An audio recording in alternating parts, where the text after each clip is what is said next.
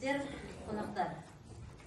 Біз қалалық білім берудегі жаңа технологиялардың ғылыми-әдістемелік орталығы және Бөлтірік Атқанұлы атындағы нөмір 6 гимназия бірлесіп ұйымдастырған Алматы мектебі бағдарламасын жүзеге асыру аясындағы заманауи білім берудегі оқу шығармашылығын қалыптастыру және дамыту жолдары атты халықаралық ғылыми конференция өткізіп жатырмыз. Кеше бүгін соның аясында екінші күні осы Алматы мектептері жобасын алып отырмыз. Сіздерді көргенімізге қуаныштымыз. Бірінші сөз кезегін бастауыш сынып мұғалімі, педагог зерттеуші Байназарова Жансұлу Асқар. Авторлық бағдарламасы 4 сыныптарға арналған. Қай заманда болсын халқымыз бала тәрбиесіне ерекше мән берген. Өйткені бала ата-ананың ғана емес, ұлыс пен ұлттың ертеңі. Тәрбиелі тәртіптің құлы, тәртіпті елдің ұлы деп халық қаһарманы Бауыржан Момышұлы айтып өткендей, саналы өмірдің сапалы ұрпағын қатарға қосу бүгінгі күннің басты талабы болмақ. Ауыз әдебиеті авторлық бағдарламасы бұл оқушылардың әдебиеттік оқу білімін теориялық қана емес, практикалық тұрғыда да тиімді қолдануға және ұлттық тәрбие беруге бағытталған оқу жоспары. Бұл бағдарлама оқушылардың оқу, образға ену, тапқырлық, ізденімпаздық және логикалық ойлау дағдыларын күнделікті өмірде қолданып, дұрыс сөйлеу және оны өз бетімен шешім қабылдауға үйрететін бағдарлама. Осы элективті курсты игеру арқылы оқушылар пәнге деген қызығушылықтары артып, мәтінді, өлеңді, мақал-мәтел жұмбақтарды зерттеуге үйрену арқылы зейінін, ойлауын, есте сақтау, елестету, ойша тұжырымдама жасау және танымдық қабілеттерін дамыту сияқты қабілеттерін арттырады. Балалардың танымдық қабілеттерін дамытып, пәнге деген қызығушылықтарын арттырудың негізгі бір жолы қызықты тапсырмалар.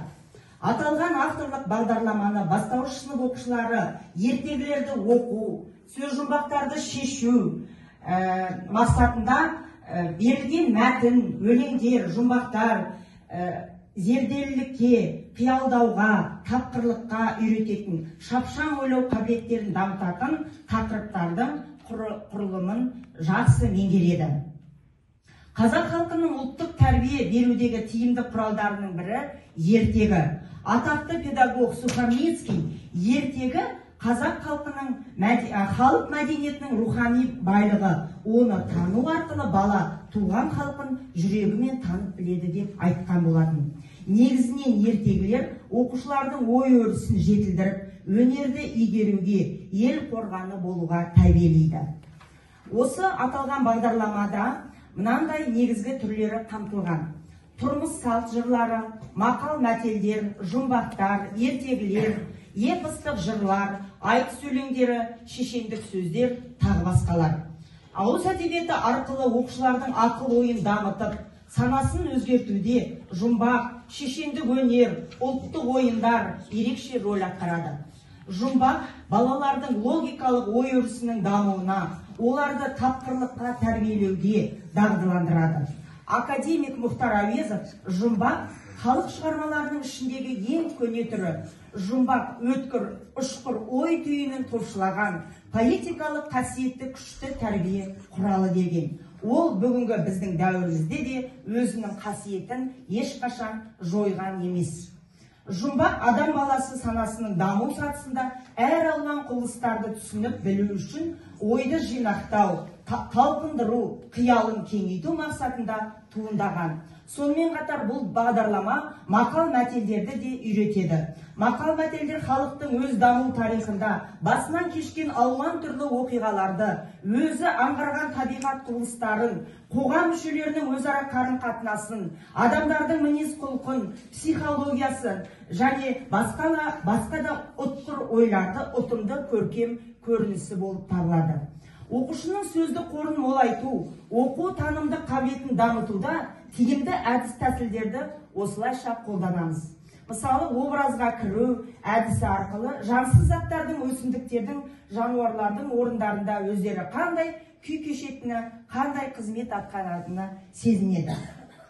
Сан ғасырлар бойы ауыз әдебиетіндегі ұрпақтан ұрпаққа мұра болып келген халықтық тәрбиені өнеге үлгілері осы уақытқа дейін өзінің педагогикалық мүмкіндіктерінің мәні зор екенін дәлелдеп келді. Түпкі нәтиже сабақтың тиімділігі оқушының шығармашылық деңгейге осы әдіс тәсілдермен қаруланған мұғалімнің бағдарлауы арқылы шығармашылық тұлға қалыптастыруға алып келеді.